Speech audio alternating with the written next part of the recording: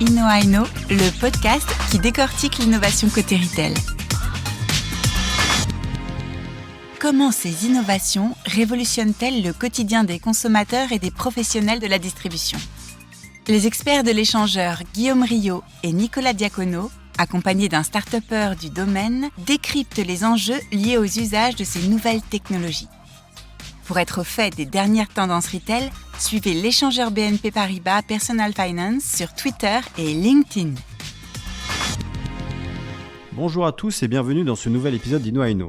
Aujourd'hui, nous allons aborder le sujet de la food tech. Le sujet peut vous paraître sorti d'un livre de science-fiction et n'être que l'affaire de quelques scientifiques ou spécialistes culinaires, mais la problématique est sérieuse. À savoir que la food tech pourrait permettre de nourrir toute la population et de meilleure manière dans le futur. Pour parler de ce sujet, nous avons la chance de recevoir Céline Schiff-Deb, en charge de l'innovation produit chez Calista. Bonjour.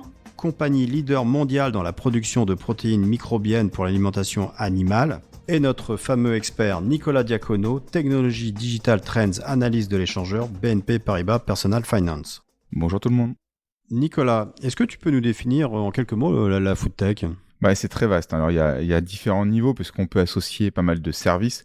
On peut y mettre par exemple la livraison avec des Deliveroo. On peut y mettre des services comme Too Good To Go sur l'achat de paniers alimentaires.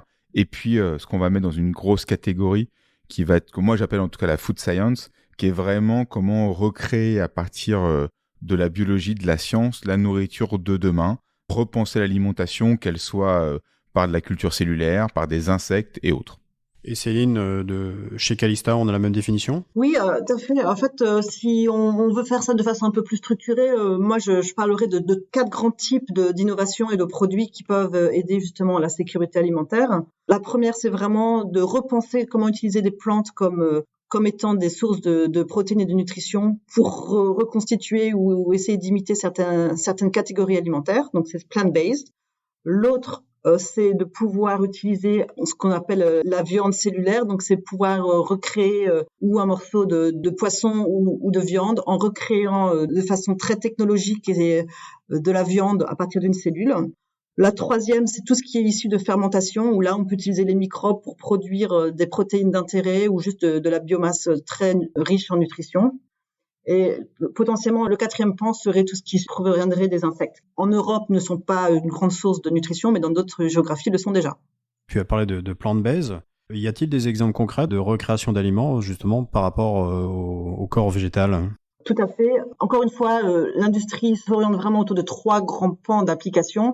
Le premier, c'est de remplacer ou de recréer tout ce qui est viande et poissons. Donc là, les géants sont les Impossible Burgers, les Beyond Meat, etc., qui, eux, utilisent souvent ou du soja ou du pois pour remplacer la protéine animale. La deuxième catégorie, c'est tout ce qui est produits laitiers, où là, ce sont plutôt, encore une fois, du soja, du pois, de l'avoine qui sont utilisés pour apporter l'aspect nutritionnel et protéique. Et le troisième, qui est très en essor aussi, c'est remplacer l'œuf. Donc faire de l'œuf sans poule. Remplacer l'œuf. Oui, remplacer l'œuf. Comme exemple concret, en fait, tu as aussi, plus qu'on peut trouver dans les supermarchés, qu'on avait vu au Web Summit, notamment Notco, qui est une société chilienne dans laquelle Jeff Bezos a investi, qui permet de recréer du lait à partir de recombinaisons d'ananas, de choux, et tout ça à l'aide d'algorithmes pour faire la recombinaison de végétaux pour recréer la texture du lait à l'image de ce que c'est quand on le sort du pis de la vache. Puis également, ils font de la mayonnaise. Par exemple, je crois qu'au Chili, la mayonnaise de Notco, c'est le leader du marché. Donc, c'est des choses qui sont très intégrées. Et également, dans ces éléments-là, on va effectivement avoir tout ce que Céline a mentionné, c'est recréation de nourriture et qui arrive sur le marché. Alors ça, j'entends, c'est passionnant.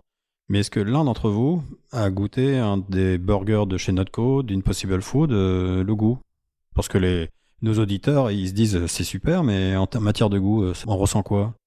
Céline qui est aux États-Unis, elle en consomme régulièrement, je vais lui laisser répondre. Oui, effectivement, ici, à notre supermarché, il y a beaucoup de produits à base de plantes, plant-based qui sont accessibles dans tous les rayons que nous avons évoqués. Personnellement, je suis pas bouleversée par le goût de Impossible ou de Beyond Meat. C'est tout à fait mangeable, c'est bon, c'est un très grand pas par rapport aux anciens veggie burgers d'il y a 15 ans. Ça ressemble plus à la viande et avec un cornet de frites et quelques bons amis, si on fait pas attention, ça passe très bien. Donc si on fait un blind test, on voit pas la différence. En blind test, on voit la différence. Mais si c'est en contexte d'un burger avec des amis, c'est tout à fait mangeable. Et tu m'avais dit, Céline, tout à l'heure, qu'il y avait des grosses avancées par rapport au sang, notamment chez Impossible Food. Oui, Impossible, en fait, dans tout ce qui est plant-based, je pense que ils sont vraiment à part en termes d'innovation parce qu'ils ont réussi à identifier, en fait, ils ont décomposé la viande et essayé de comprendre qu'est-ce qui fait que la viande est tellement bonne. Qu'est-ce qui fait que c'est ce goût, cette odeur qui fait qu'on en a vraiment envie. Et ils ont réussi à ramener ça en fait à l'hème. L'hème, c'est la molécule qu'il y a dans le sang qui permet de fixer l'oxygène et qui est rouge. Et quand on la cuit, ça devient marron. Et du coup, ils ont réussi à identifier ça chez une plante, mais c'était pas économique de produire ça par la plante. Donc, ils ont pris le gène, ils l'ont inséré dans une levure, donc un micro-organisme par outil OGM, et produisent ce sang de synthèse en fait par fermentation de précision dans une levure et mettent cet ingrédient dans leur burger qui leur donne la couleur rouge, et effectivement, quand on les cuit, ils deviennent marrons, et ça leur donne un goût un peu plus viande que les autres. Il y a d'autres technologies de coloration et de pigments et de goût qui sont pas comme ça, mais eux, c'est en ça où je pense qu'ils sont plus innovants que des Beyond Meat. Ils ont vraiment une techno particulière. En tout cas, ils peuvent en parler, et c'est quelque chose de spécifique. Les autres, c'est vraiment de la formulation nutritionnelle de base, entre guillemets, c'est du marketing surtout. D'accord, donc chacun a sa méthode de fabrication. Alors, il y a le deuxième point qui m'intéresse, et c'est la recréation de cellules animales. Donc là, on va un cran au-dessus. Est-ce que tu as des exemples concrets, justement, de food, parce qu'on parle beaucoup de fermes cellulaires. Est-ce que ça existe vraiment et où on en est actuellement ? Clairement, la problématique là, c'est de remplacer l'animal pour des raisons et environnementales et aussi des niveaux éthiques. Le concept, c'est de prélever une cellule d'un animal, que ce soit un poulet, une vache, ou même il y a beaucoup de travaux en ce moment dans tout ce qui est poisson et crustacés. Donc, prélever une cellule sans faire de mal à l'animal, ce qui est très important médiatiquement et marketingement pour le positionnement de ces compagnies, et de le mettre dans des conditions idéales pour que les cellules prolifèrent. Et donc, ça veut dire des fermenteurs aseptiques, industriels, tout en acier, avec un média. Donc, il faut réellement nourrir ces cellules en leur donnant tout ce qu'elles ont besoin, que ce soit des acides aminés, des vitamines, des facteurs de croissance, etc. Et de mettre dans des conditions idéales pour que ces cellules prolifèrent. En fait, l'industrie a la chance de pas partir de zéro. Il y a beaucoup de choses qui ont été faites au niveau médical et à l'époque pour pouvoir les greffes de peau, les choses comme ça. Donc, ça fait quelques années quand même qu'on sait cultiver des cellules. La problématique là, c'est de réussir à cultiver des cellules qui ont un bon goût et qui aussi qui ont une structure. Là, le problème, c'est que quand on fait une simple multiplication des cellules, on arrive avec une espèce de bouillie qui ressemble plus à du steak haché qu'un vrai steak ou un vrai pavé de saumon. Et du coup, l'industrie essaye de trouver des façons de créer de la structure, et soit en impression 3D, soit en mélangeant différents types de cellules. Donc ça, c'est une problématique de goût et de texture. La texture, en fait, est extrêmement importante dans tout ce qui est alimentaire. On s'en rend pas compte. C'est pas que le goût ou l'odeur, c'est aussi la texture. Bien sûr. Et c'est un grand public, ça ? C'est pas grand public encore. Il y a des problématiques d'échelle et de scale-up. Mais il y a un restaurant, le premier restaurant qui sert du poulet créé de cette façon, qui a ouvert à Singapour il y a quelques mois. Et en complément, juste pour la structuration 3D, il y a une start-up israélienne, donc Aleph Farm, qui a fait des tests justement dans la station spatiale pour pouvoir voir si justement cette culture cellulaire, cette production de protéines animales puisse être faite plus facilement dans un environnement sans gravité pour faire la restructuration 3D. Donc effectivement, économiquement, aller acheter un steak qui a été produit dans l'espace, c'est un peu cher, mais fondamentalement, voilà, il y a beaucoup d'innovations qui sont menées dans ce domaine-là.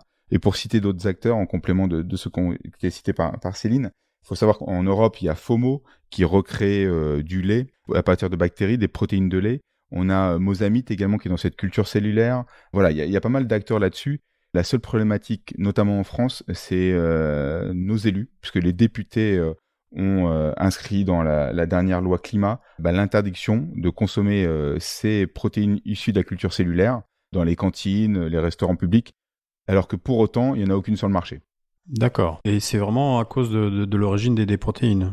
C'est de la peur, en fait, tu sais, la défiance par rapport à ces innovations technologiques, mais aussi les OGM, les manipulations génétiques, à tort ou à raison, parce que effectivement, l'analyse a posteriori au niveau de la santé, de l'impact de cette nouvelle manière de produire de la nourriture, quelle incidence ça va avoir sur notre santé, c'est toujours compliqué de répondre à court terme là-dessus. Mais Céline, qui est dans le domaine, notamment sur la nutrition animale, a peut-être plus d'éléments sur le sujet. Oui, en fait, il y a effectivement une notion d'inconnu, de peur qui freine un peu la réglementation. Je pense que tu as raison, Nicolas. Tout ce qui est le contexte légal pour approuver ces produits est un frein. L'autre frein aussi, il est encore technologique. Hein, Guillaume, pour revenir à ce que tu disais, il y a des problématiques notamment d'outils de production. Donc, il va falloir construire des usines pour ça. Mais un des grands problèmes pour l'instant, c'est que ces cellules, pour qu'elles poussent, elles aiment avoir des facteurs de croissance qui proviennent de la viande. Donc, il y a toute une notion de réussir à retrouver des facteurs de croissance qui ne proviennent pas de sérum bovin, par exemple, pour faire pousser ces protéines. Et du coup, il y a beaucoup d'innovations encore qui doivent prendre place pour pouvoir démocratiser ça. Oui, parce qu'actuellement, les investissements américains dans les startups de food tech, ils explosent. Hein. Et j'imagine que s'il suffit, on a parlé de Notco, c'est sur un autre sujet où Amazon a investi dedans, il suffit que des géants tels que Walmart ou des grandes distributions investissent dedans, ça peut accélérer, à mon avis, l'émancipation de ce genre de food. Oui, alors il y a des chiffres qui sont sortis notamment hier spécifiquement sur la viande cultivée, donc c'est encore un petit investissement. Hein. Les investissements ont été à peu près de 350 millions de dollars en 2020. Mais c'est près du double de ce qui a été précédemment investi jusqu'alors. Dans les 4 piliers dont je parlais, c'est un peu le plus natif. Il y a beaucoup plus d'investissements quand on regarde les autres plant-based et par exemple qui ont levé 2,15 milliards de dollars. Il y a plus d'investissements là-dedans. Ce qui est important, c'est qu'il y a aussi des gens du secteur qui se sentent menacés. Donc il y a des géants de la viande qui investissent massivement dans tout ce qui est plant-based et viande cellulaire. Il y a beaucoup d'impact aussi de la distribution, tu en as parlé, mais aussi de tout ce qui est food service, donc les cantines dans le futur, mais déjà maintenant les chaînes de fast-food, les restaurants ont un impact fort. Et finalement, les grandes marques, les grandes CPG, les Nestlé, Danone, Kraft, etc., ont tous maintenant des ambitions qui sont en train de réaliser d'ailleurs, de développer des nouvelles marques et des nouvelles branches uniquement plant-based. Et d'ailleurs, on peut se poser la question par rapport à Calista, est-ce que la crise de la pandémie, la crise du Covid-19 a accéléré votre business ou celui du marché en général ? Ah oui, tout à fait. La pandémie a vraiment mis en exergue le fait que la sécurité alimentaire est vraiment fragile. Quand des pans entiers de l'industrie, il n'y a pas par exemple, de gens dans les champs pour pouvoir planter ou ramasser certaines choses. Quand on s'est rendu compte que au niveau des usines où ils découpaient la viande, c'était un hotspot pour devenir infecté, ça a posé beaucoup de questions et il y a énormément d'investissements qui ont attrait à ça. Et notamment, il y a des gens aussi qui arrivent à démontrer finalement que la pression de manger de la viande, manger du poisson a un impact sur la pandémie parce que ça oblige les gens à manger des animaux qu'ils ne mangeraient pas d'habitude parce qu'il n'y a juste pas assez de nourriture. Donc oui, effectivement, ça a un impact global sur tout ce qui est ag et food, positif. On parle aussi beaucoup de la food personnalisée par rapport à ton ADN. Est-ce que c'est vraiment une tendance qui prend forme actuellement ? Je suis ça d'un peu moins près. Je pense que pour l'instant, c'est très marketing. En termes de débouchés, ça peut être très niche, mais on voit les mêmes évolutions en cosmétique, etc. Les gens aiment qu'on fasse des choses pour eux. Ils aiment se sentir spéciaux. Donc, il y a sûrement un fond de vérité. Il y a des gens qui sont intolérants, allergiques à certaines protéines. Donc, je pense que ça se développera à terme. Moi, personnellement, et ce qu'on fait à Calista, on pense plutôt à la grande problématique de comment est-ce qu'on peut nourrir tout le monde de façon équitable, bon pour la santé et sans mettre plus de pression sur la planète. Je pense que c'est ça la vraie question. Sur ce sujet, je crois que Nicolas, tu as quelques exemples. Ouais, non, surtout, j'allais dire, on a un super podcast sur l'ADN, Guillaume, qu'on a la dernière fois avec nos amis d'Alcimed. Mais effectivement, aujourd'hui, c'est de l'ordre du fantasme, en tout cas, d'être dans la nutrigénomique à 100%. Mais par contre, je suis persuadé qu'effectivement, ça va monter dans cette quête du bien-être de la santé, notamment dans les pays où on est dans le préventif, comme les États-Unis, contrairement à la France, on est plutôt dans le curatif. Très bien. Et vous voyez quand cette démocratisation dans les années à venir, dans 5 ans, dans 10 ans ? En termes des impacts de la food tech ? Oui, de la food tech, on va dire dans les linéaires de la grande distribution. Je parle pour nos auditeurs. Bon, tu nous as parlé de Impossible Foods tout à l'heure. C'est déjà le cas dans plusieurs pays. Nicolas a mentionné la mayonnaise. Dans les linéaires aux États-Unis, en Californie où j'habite, il y a plus de plant-based milk que de lait de vache. Donc globalement, il y a à peu près 1% du lait qui est vendu globalement qui est d'origine végétale et non vache. Mais aux US, 15% du marché est d'origine végétale. Donc c'est un énorme marché. Au niveau de la viande, encore une fois, tout ce qui est plant-based, les Beyond, le Impossible, toutes les marques de distribution ont leur propre MeToo, c'est dans les bacs. Et aussi en termes de tout ce qui est glace sans produits animaux. Le troisième point, c'est tout ce qui est œuf, remplacement de l'œuf. Donc il y a des choses qui ont été faites soit, encore une fois, avec des plantes. Il y a aussi ce qu'on appelle la fermentation de précision. Donc je n'en ai parlé tout à l'heure avec l'exemple de l'hémoglobine faite par Impossible, mais il y a aussi beaucoup de fermentations de précision qui sont faites pour remplacer des protéines de lait, par exemple la caséine, qui est indispensable pour pouvoir faire du fromage ou pour pouvoir faire des bonnes glaces. Et le leader aux États-Unis s'appelle Perfect Day, et ils ont lancé à petite échelle des glaces faites avec des protéines de lait, mais sans lait. Donc des protéines faites dans des levures, et ça a été sold out en 1 heure. Donc c'est une réalité. Ouais, vraisemblablement, en fait, si on se projette à très long terme, et avec tous les enjeux justement de nutrition de la population mondiale, on peut imaginer dans 15-20 ans avoir une combinaison en tout cas alimentaire qui soit totalement différente d'aujourd'hui, notamment avec ce plant-based ou ces protéines issues de la culture cellulaire ou ces protéines bactériennes qui vont changer la donne. Mais c'est déjà aussi le cas dans l'alimentation animale. Il y a beaucoup de changements qui ont eu lieu sur l'approvisionnement de ces protéines, et je pense que Calista est un bon exemple.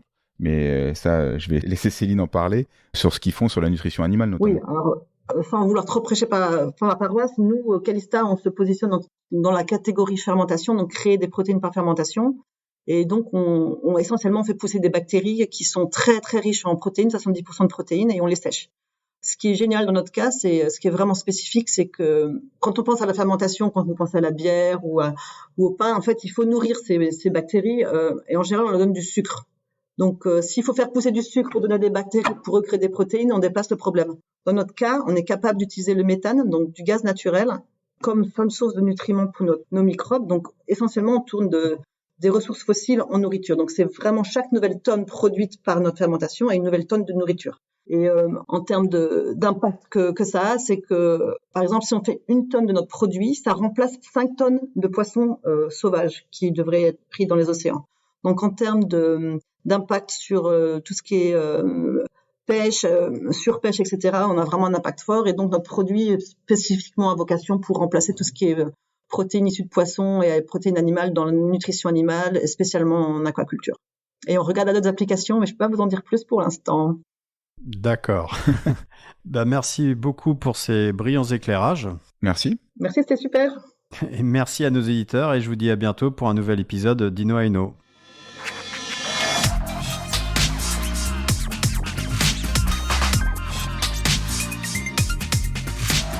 Retrouvez l'ensemble des épisodes d'Inno à Inno sur les plateformes de streaming, sur le site de BNP Paribas Personal Finance et sur celui de l'échangeur.